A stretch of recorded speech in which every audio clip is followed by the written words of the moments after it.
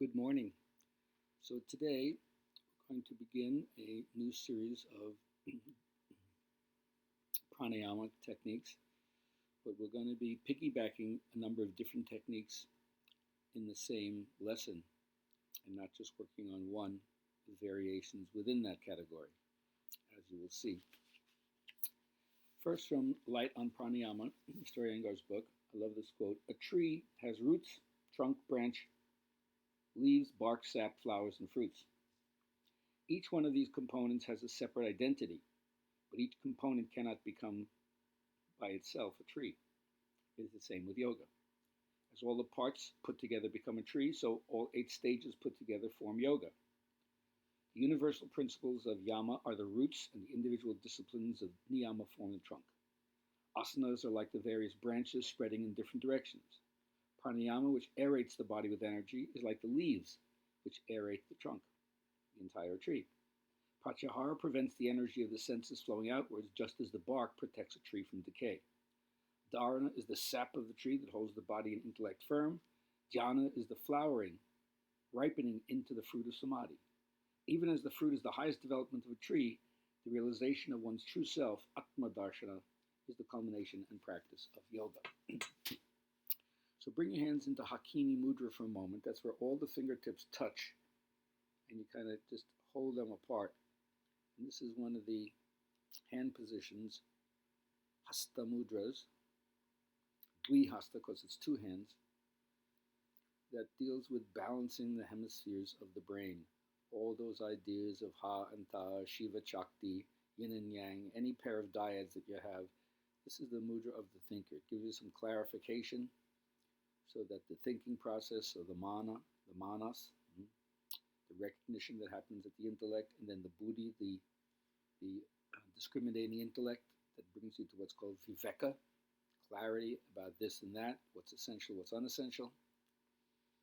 And then it moves you into seeing Atma, or the soul, the light of the soul. Okay. So while you're holding Hakini Mudra, remember, why do you do pranayama? It just seems the breath takes care of itself. Why do we have to find out any more about it? Well, that's the job of a yogi. And slowing your breath down is a good start to see the relationship between prana, the cosmic life force that's consciousness and animation, and what it does to your mental states. We change our consciousness through our breath. And in yoga, mostly it's nose breathing.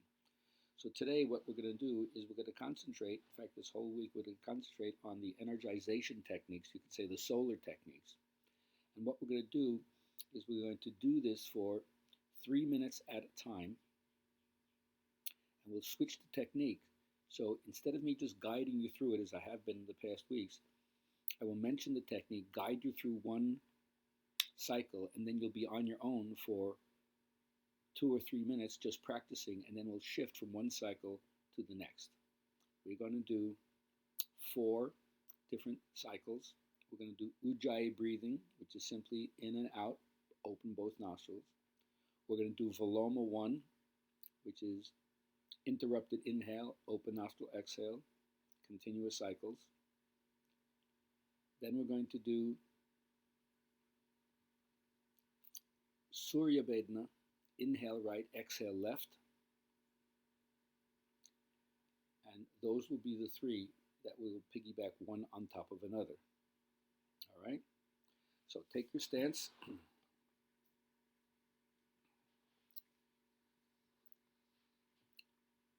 Lift your chest. Remember, from the base of the spine, pull up from Muladhara Chakra. Drop your chin. Close your eyes. Let them recede into the back of your skull, and then descend downwards and sideways. A few restorative breaths in your stomach. And when you exhale, empty out completely without force. And now begin Ujjayi breathing. First, make that sibilant sound.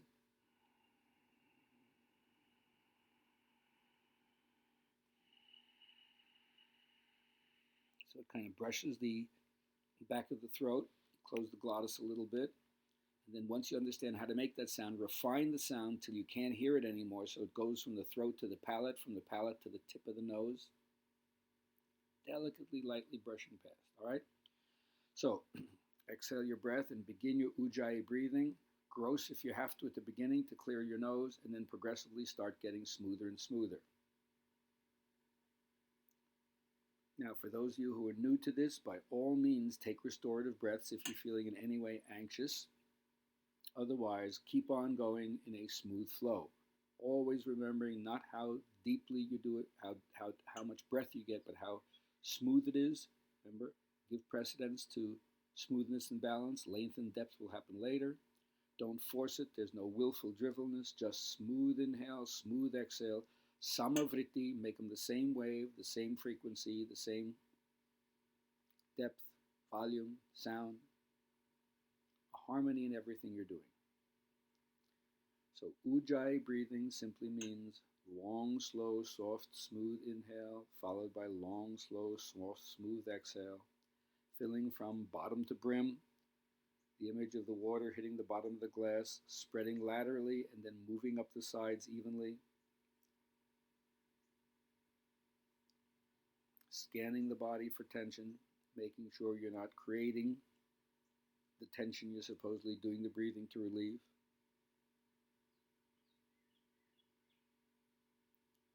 Smooth as can be, absorbing yourself in the inner nod, the inner sound, till you can't hear it at all. Remember, sound is connected to earth, silence is connected to space.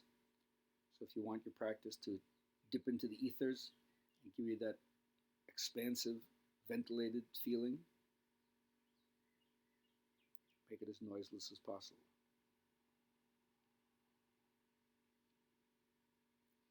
Now, having done this for a minute or two, now when you're ready, exhale your breath. Take a restorative breath. Nervous system knows you're going to make a transition. And now, after the exhale, we're going to do Viloma 1. So breathe in a little bit. Wait. Breathe in a little bit more. Wait. Breathe in a little bit more. Wait. Breathe in a little bit more. Wait. And smooth, slow, soft, silent exhale. Newcomers, take your restorative breath. Everybody else, continue at your own pace. You're doing interrupted or segmented inhale. Remember the idea is if you breathe in for a second, hold for a second. Breathe in for 2 seconds, hold for 2 seconds. So the interval between the time that you take the breath in and the time you suspend the breath before the next breath is the same. And then the exhale is just one complete smooth Ujjayi exhale, which you've already been practicing. Now, when you do the interrupted inhales, it's like a expanding ring. It starts off small, and then with each ring, it gets increased both in height and width. So it moves up vertically and it moves laterally. But make the move more sideways, and then the inhale will happen vertically by itself. Remember that you're also expanding into the back body, as if you have a balloon inside yourself that's moving in 3 dimensions. It moves forward and back, side to side, and up. So the interrupted breath teaches you how to fill every nook and cranny and penetrate with your gaze, with your mental acumen, into the areas that are unused, dark, not lit up with consciousness. And so you pay attention, breath to breath, and you refine to the best of your ability, or you notice where the breath is not going and you file it away for future retrieval. So when you come back to practice the technique again, you have a reminder of, all right, this is what I need to improve. It didn't work so well the last time. And those self-critiques, those self-reflections are invaluable because it represents you internalizing the guru principle, not needing someone else to point out where a flaw is or where you could improve and be more effective in how you carry out the technique. So that's your Viloma 1. And remember, you keep the chest lifted, Even when there's the exhale, if you've been watching my anatomy, I don't collapse down at the end of the exhale. I maintain the lift. I maintain the width. All of it is happening inside, so it's less musculoskeletal and much more pranic and chitta oriented, from consciousness and breath alone. All right? So that's your Viloma 1 technique. Now we're going to shift to Surya Vedana, which is another energization or solar technique. It awakens heat in the body, really good for improving the digestive system and overcoming the sluggishness, moodiness, laziness that happens when there's too much tamas in the system. All right? And of course, if you do Shavasana at the end of your practice, then the awakening of the energy won't be a distorted energy. It won't be too rajasic. It'll be a sattvic energy. So here we're going to use digital control. And here we're going to exhale the breath like it's a restorative breath. Raise the hand, and now we're simply going to block the left and open the right wide.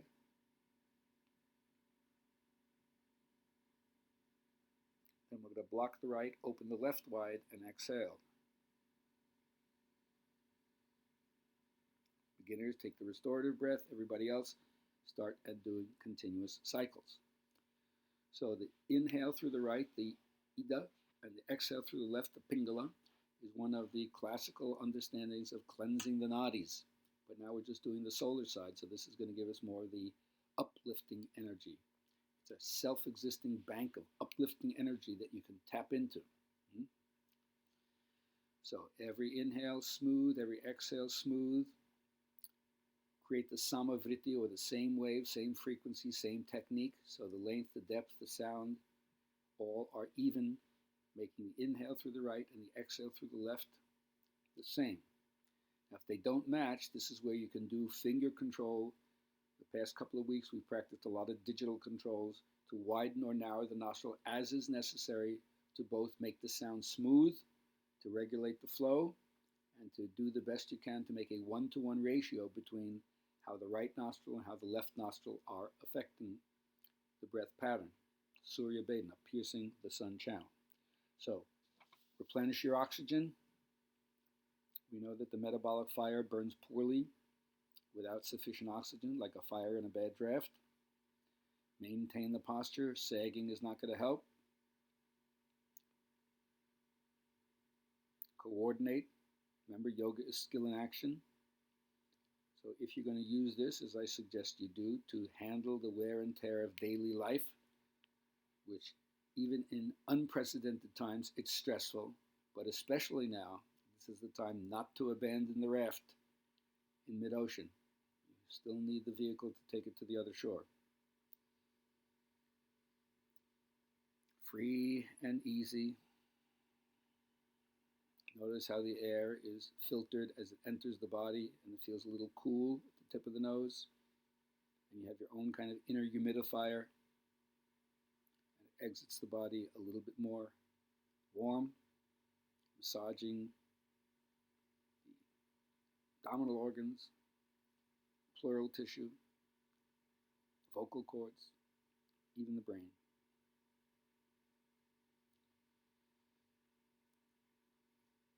So in yoga, take an interest in how you're breathing, not just why you're breathing, and improve so that you discover directly what is the relationship between breath and consciousness. All right, so finish the round that you're working on of inhale, right nostril, exhale, left nostril, both open nostril breath techniques. We'll move to partially closed nostril techniques another day. But right now you're doing it simply with open nostrils. And then do one more round of inhaling through the right, exhaling through the left. And then when you finish that round, gently drop your hand. Take a few restorative breaths and feel what you've loosed in your nervous system. And then you can gently raise your head, and you can gently open your eyes. So this is about a 15-minute practice. I'm not trying to extend it longer. But of course, the truth is that if you're practicing at home, you know, sit for 4 or 5 minutes at the beginning to get your center and practice each technique 5 minutes, 7 minutes. So you end up with like a 15, 20 minute minimum practice, but better even 20, 30-minute practice. You deserve it. Treat yourself well and enjoy the rest of